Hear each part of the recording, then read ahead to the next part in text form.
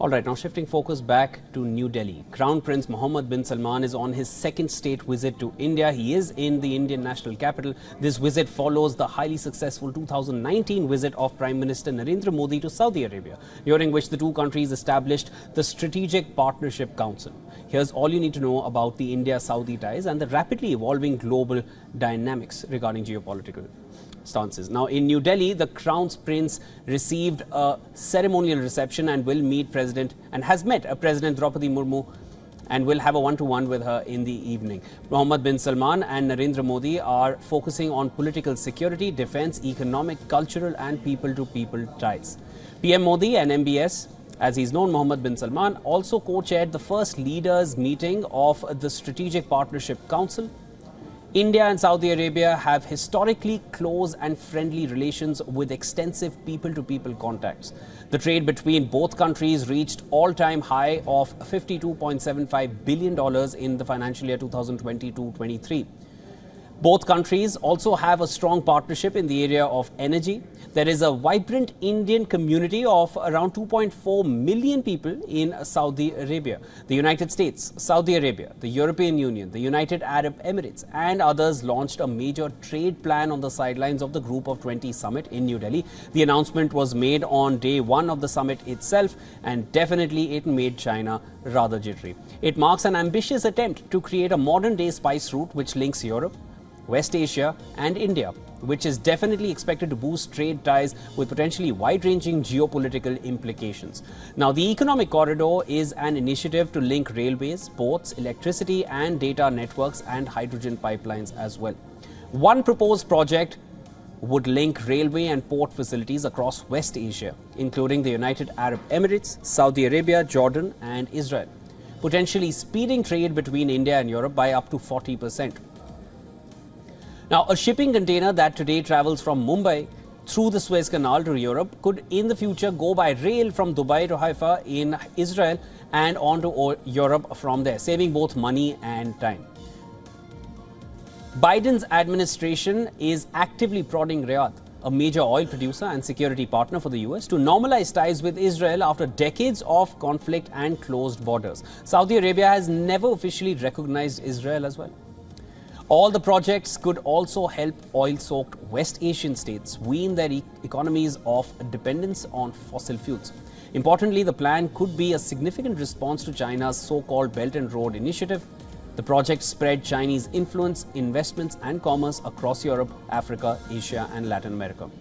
Saudi Arabia is betting big on India's potential. India boasts of a vast market of 1.4 billion people, and it is important to Saudi Arabia. During his visit to India in February 2019, Saudi Crown Prince Mohammed bin Salman had announced that the kingdom would be investing $100 billion in India. 9 sectors are in key focus here, namely the sectors of energy, refining, petrochemicals, infrastructure, agriculture, minerals and mining, manufacturing, education and health. Now, New Delhi signed an MOU with the Saudi Ministry of Energy, Industry and Mineral Resources in 2019 to invest in India's National Investment and Infrastructure Fund Limited. Subsequent to the framework agreement signed between Invest India and Saudi Arabian General Investment Authority in 2019, the Invest India team has visited the kingdom multiple times. Meanwhile, oil prices gained almost 1% to a 9-month high on Friday on rising US diesel futures and worries about tight oil supplies. Remember, Saudi Arabia and Russia recently extended supply cuts. This was a move which made US frown quite a bit.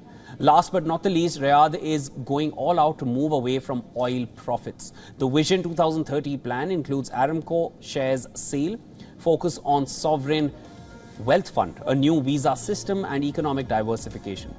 The country is also eyeing enhanced participation of women in the workforce. Oil has made Saudi Arabia a major economic force, but it comes at a cost. The short-term problem is the volatile price of crude oil. Oil will not lose its dominance of the market for transporting fuel in the next few years, but further ahead, the outlook is still unknown. And therefore, Saudi Arabia needs to become less dependent on oil for government revenue and for the jobs and incomes of Saudi nationals.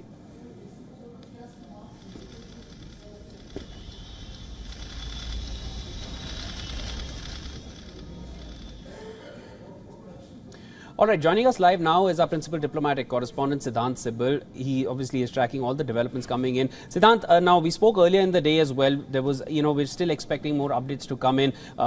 Saudi Crown Prince definitely very happy with the way India has conducted G20. What's more on the cards, and how do you see the two nations developing these ties further? Well, the India-Saudi Arabia Strategic Council meeting is going to start in any moment now. We're waiting for the opening comments by both the leaders, and it's a day-long state visit in which investment is one of the key focus areas. In fact, I'm standing at a location where the India-Saudi Arabia Investment Forum is underway, and the key pillars of this relationship are based on first energy. India imports a lot of crude oil, which is well known as. The second, of course, is the investment and the trade pillar. Saudi Arabia and India share strong trading relationship, something that is increasing over the period of time. And third has been, of course, the people-to-people relationship. A lot of Indians are there in Saudi Arabia. Most of them are blue-collar worker, and for that, India has been seeking that there are better living and working conditions. There was a kafala system there where passports were kept off the Indians, and this is something of a concerning development. But works are going on, and the consular services of both sides have been working on this issue. But largely, the geopolitical angle to this relationship has been how both countries are working together at a time of great geopolitical flux. We know the Chinese role in the West Asian region, and now, of course, over the weekend, the Big Bang announcement over the connectivity project, at the heart of which is Saudi Arabia, and how it allows its ports to open up for Indian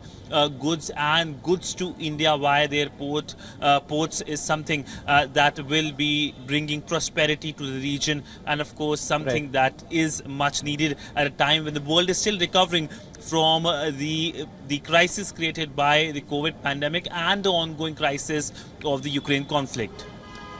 Thanks, Siddhant. You're right there at Hyderabad House. You're going to give us all the updates as we progress later into the day. Of course, it is a strategic partnership between India and Saudi Arabia, and we have our principal diplomatic correspondent on ground getting us all the updates.